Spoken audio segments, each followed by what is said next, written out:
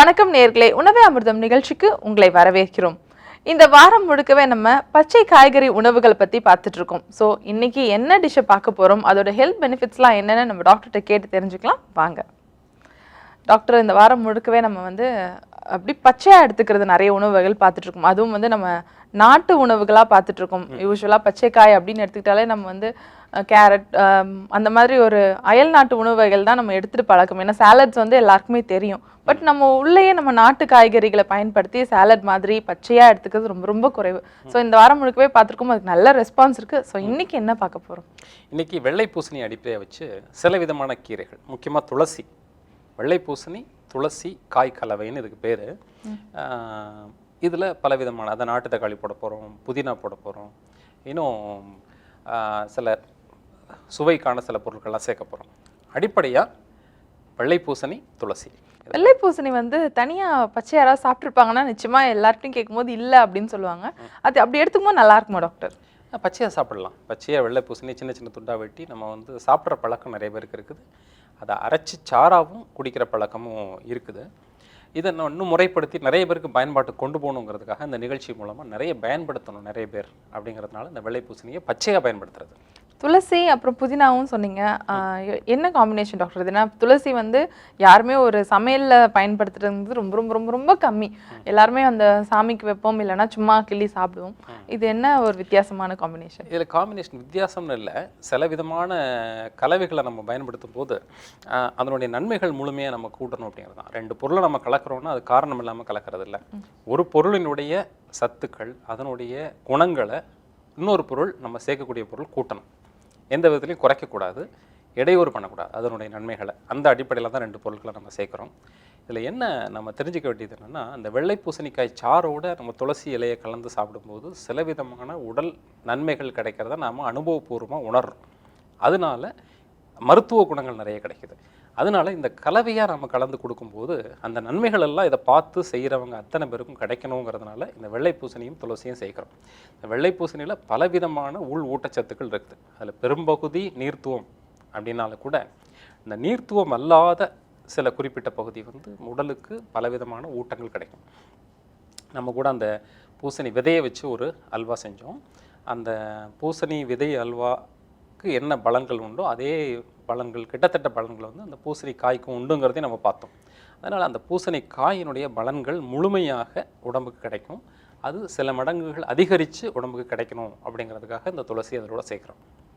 பொதுவாக மிளகும் சரி துளசியும் சரி ஏதாவது ஒரு பொருளோட சேர்ந்து நம்ம பயன்படுத்தும் போது அதனுடைய நன்மைகள் பல மடங்கு பெருகுது அப்படிங்கிறத பழங்காலத்துலேயும் சொல்லியிருக்காங்க. இக்கால ஆய்வுகளும் அதை உறுதிப்படுத்துகிற மாதிரி இருக்குது. அதனால் குறிப்பாக இந்த வெள்ளை பூசணியோட துளசியை சேர்க்குறோம். சர்க்கரை நோயோடு இருப்பாங்க, ரத்த சர்க்கரை கூடி குறையிறத சிலருக்கு தடுக்கவே முடியாது.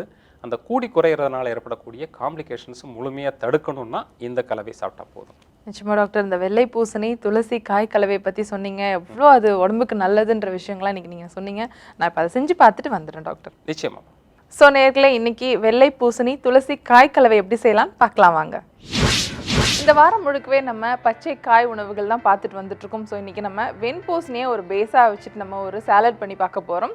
யூஸ்வலாக நம்ம நாட்டு காய்கறிகளை வச்சு நம்ம சாலட் பண்ணி பார்க்குறதே இல்லை. ஸோ இன்றைக்கி நம்ம நாட்டு காயான வெண்பூசணியை ஒரு பேஸாக வச்சு தான் சாலட் பண்ணி பார்க்க போகிறோம். இது வெண்பூசணி துளசி காய் கலவை. ஸோ இதுக்கு தேவையான பொருட்கள் என்னென்னு பார்த்தீங்கன்னா, வெண்பூசணி, துளசி பொடியாக கட் பண்ணி வச்சுருக்கோம், புதினா, சின்ன வெங்காயம், நாட்டு தக்காளி, சீரகம், மிளகு, கொஞ்சமாக கல்லுப்பு. இந்த வாரம் முழுக்கவே நம்ம பச்சை காய்கறி உணவுகள் பார்த்துட்டு வந்துட்டுருக்கோம். இதில் முக்கியமானது எல்லா நாளுமே நம்ம புளிப்புக்கு ஏதாவது ஒன்று ஆட் பண்ணுவோம். ஸோ இன்றைக்கி நம்ம நாட்டு தக்காளி ஆட் பண்ண போகிறோம். நான் ஏற்கனவே இங்கே பார்த்தீங்கன்னா வெண்பூசணி நல்லா பொடியாக கட் பண்ணி வச்சுருக்கேன். சாலட்க்கு ஏற்ற மாதிரி நம்ம வெள்ளரிக்காய் சாலட் பண்ணும்போது நம்ம கட் பண்ணுற மாதிரியே இதை கட் பண்ணி வச்சுருக்கோம். இப்போ நான் சின்ன வெங்காயமாக பொடிசாக கட் பண்ணிக்கிறேன்.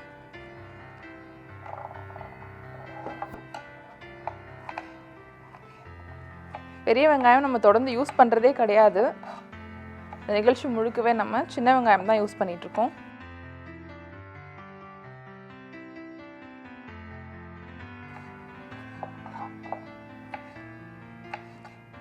தண்ணியில் போட்டு கொஞ்சம் ஊற வச்சுட்டு அதுக்கப்புறம் உரிச்சா ஈஸியாக வந்துடும், ரொம்ப கஷ்டப்பட வேண்டியதில்லை. ஸோ சின்ன வெங்காயம் கட் பண்ணி வச்சாச்சு. நம்ம சாலட் அப்படின்னு எடுத்துக்கிட்டாலே நாட்டு காய்கறிகளை சுத்தமாக நம்ம ஆட் பண்ணுறதே இல்லை. ஆனால் இன்றைக்கி முழுக்கவே நாட்டு தக்காளி, சின்ன வெங்காயம் அப்புறம் வெண்பூசணியை நம்ம சேர்த்து சாலட் பண்ண போகிறோம். இது முழுக்க நாட்டு காய்கறிகளை யூஸ் பண்ணி தான். ஸோ இது மூலிமா நம்ம நாட்டு காய்கறியில் இருக்கக்கூடிய அந்த நல்ல குணங்கள்லாம் நமக்கு சேரும். இப்போ நான் வந்து வெள்ளை பூசணியை நான் ஆட் பண்ண போகிறேன்.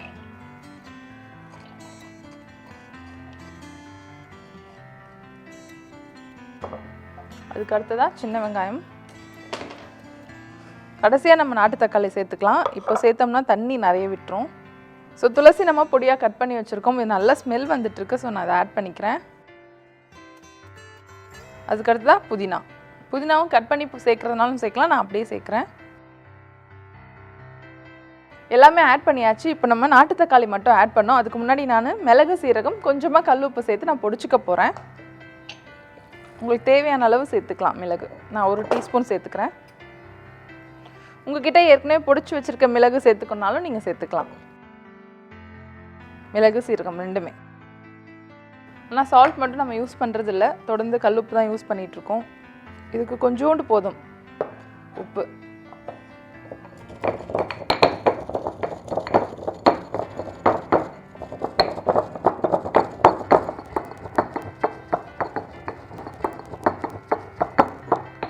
ஸோ இது பொடியாயிடுச்சு. இந்த மாதிரி ஃப்ரெஷ்ஷாக பொடி பண்ணிக்கிறதுனால நமக்கு வந்து நல்ல ஸ்மெல் வருது, ரொம்ப ஃப்ரெஷ்ஷாகவும் இருக்குது. பாருங்கள், ஆட் பண்ணிக்கிறேன். கடைசியாக நாட்டு தக்காளி. நம்ம எப்பவுமே தயிர் அந்த மாதிரி ஏதாவது சேர்ப்போம், ஏதாவது புளிப்பு கண்டிப்பாக ஏதாவது இருக்கும், குடம்புளி அந்த மாதிரி லெமன் ஜூஸ் ஏதாவது ஒன்று ஆட் பண்ணுவோம். இன்றைக்கி நம்ம நாட்டு தக்காளி தான் ஆட் பண்ண போகிறோம்.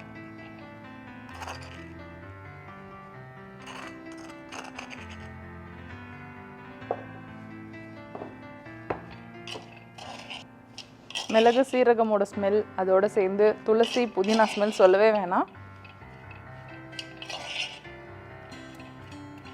ஸோ இது ரெடி ஆகிடுச்சு. ஸோ இது ரொம்ப பியூட்டிஃபுல்லாக ரெடி ஆகிடுச்சு. நான் அதை சாப்பிட்டு பார்க்க போகிறேன்.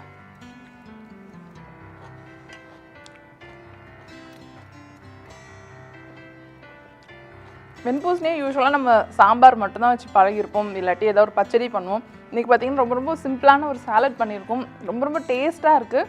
என்னென்னு பார்த்திங்கன்னா வெள்ளரிக்காய் கொடுக்குற அந்த ஃபீல் தான் இது கொடுக்குது. ரொம்ப கசப்போ வேறு எந்த ஃபீலுமே இல்லை. ரொம்ப டேஸ்ட்டாக இருக்குது. நீங்களும் நிச்சயமாக ட்ரை பண்ணி பாருங்கள் வீட்டில். வெண்பூசணி, துளசி காய் கலவை பண்ணி பார்த்தாச்சு. பச்சை காய்கறிகளோட பெனிஃபிட்ஸ்லாம் நம்மகிட்ட டாக்டர் தொடர்ந்து ஷேர் பண்ணிட்டு வந்துட்டுருக்காரு. இப்போ நம்ம சத்யா வழங்கும் பரிசு பகுதிக்கு வந்தாச்சு. 2 இன்ட்ரெஸ்டிங்கான கொஸ்டின்ஸ் நாங்கள் எடுத்து வச்சுருக்கோம். அதுக்கான பதிலை டாக்டர்கிட்ட கேட்டு தெரிஞ்சுக்கலாம் வாங்க.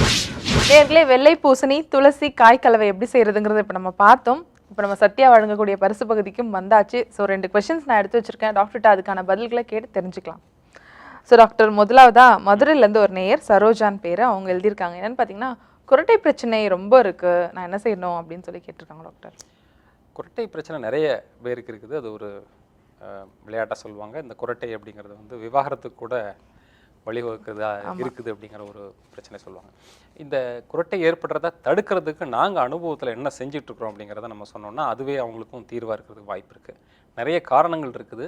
குறிப்பாக காரணங்கள் எதுவாக இருந்தாலும் இதை பின்பற்றி பார்க்கலாம். அந்த அம்மையார் என்ன அப்படின்னாச்சுன்னா, மார்பு, அந்த மூச்சுக்குழல், மூச்சு பாதையில் இருக்கக்கூடிய தங்கியிருக்கக்கூடிய சளியை வெளிப்படுத்துறதுக்கு உள்ள ட்ரீட்மெண்ட் நம்ம கொடுக்குறோம். அதுக்கு ரொம்ப ஒன்றும் கஷ்டம் இல்லை. கரிசலாங்கண்ணி இலைன்னு சொல்லிட்டு சாறு பண்ணி அந்த கரிசலாங்கண்ணி சாறை மிளகு கலந்து கொஞ்சம் இரவு தூங்குறதுக்கு ஒரு அரை மணி நேரம் 1 மணி நேரத்துக்கு முன்னாடி குடிக்கணும். குடிச்சிட்டு பல் துலக்கிற பழக்கம் ராத்திரி எல்லாத்துக்கும் நிறைய பேருக்கு இருக்குது. நம்ம ஒரு பல்பொடி நம்ம வழக்கமாக அறிமுகப்படுத்துகிறோம். திரிபலாச்சூர்ணம், கடுக்காய், நெல்லிவற்றல், தாண்டிக்காய் கலந்து திரிபலாச்சூர்ணம், கிராம்பு, கல்லுப்பு, 100 கிராம் திரிபலாச்சூர்ணத்துக்கு 5 கிராம் கிராம்பு, 5 கிராம் கல்லுப்பு கலந்து பொடி பண்ணி அந்த பல்பொடி வச்சுருவோம். இதை வச்சு பல் துலக்கிறதோடு மாத்திரம் இல்லாமல் இதை வெந்நீரில் போட்டு கொஞ்சம் நேரம் மூடி வச்சுருந்து தொண்டை வரைக்கும் வச்சுருந்து வாய் கொப்பளிக்க சொல்கிறோம். முழுமையாக தொண்டை வரைக்கும் வச்சுருந்து வாய் கொப்பளிக்கிறது. அதாவது 2 விஷயம் சொல்கிறேன். ஒன்று, கரிசலாங்கண்ணி மிளகு சாறு உள்ளே குடிக்கிறது 1 மணி நேரத்துக்கு முன்னாடி, தூங்குறதுக்கு 1 மணி நேரத்துக்கு முன்னாடி. அதுக்கப்புறம் பல் துலக்க சொல்கிறோம். பல் துலக்கும் போது மார்பில் தங்கியிருக்கக்கூடிய கோழை அல்லது அந்த குரட்டை விடுறதுக்கு ஏற்படுத்தக்கூடிய அந்த காரணிகள் எல்லாம் வெளியே வந்துடும். 2வது, இந்த வாய் கொப்பளிக்கும் போது ஏற்படக்கூடிய அந்த ஒரு புத்துணர்ச்சி மூச்சு பாதையை விரிவுபடுத்தி அவங்களுக்கு அந்த குரட்டையிலேருந்து விடுபடுறதுக்கு ஒரு வாய்ப்பு அமையும். இது தாண்டி சில நோய் நிலைகள்லையும் குரட்டை இருக்குது அப்படின்னாச்சுன்னா அவங்க குடும்ப மருத்துவர்கிட்ட ஆலோசனை பண்ணி அதுக்கு தகுந்த மாதிரி வைத்தியம் பண்ணிக்கலாம். எந்த வைத்தியம் பண்ணாலும் சரி இந்த முறையை பின்பற்றுறதுல எந்த தவறும் இருக்காது, எந்த பாதிப்பும் ஏற்படாது.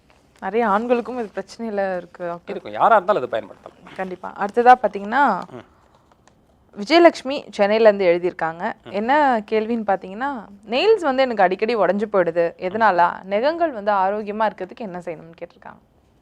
நகம் உடையிறது நகத்தை மாத்திரமே நம்ம வந்து கவனிக்கக்கூடாது. அதாவது பொதுவாக நகத்தை பார்க்கறது அப்படிங்கிறது வந்து உடலினுடைய தன்மையை பார்க்கறதுக்காக அந்த மருத்துவ பரிசோதனையில் எண் பரிசோதனைன்னு சொல்லுவோம் நாங்கள். 8 வகையான உடம்பு பரிசோதனைக்கூடிய முறைகளாக சித்தர்கள் வகுத்த முறை. கண்ணை பார்க்கறது, தோல் நிறத்தை பார்க்கறது, அதில் ஒரு பகுதி நகத்தை பார்க்கறது.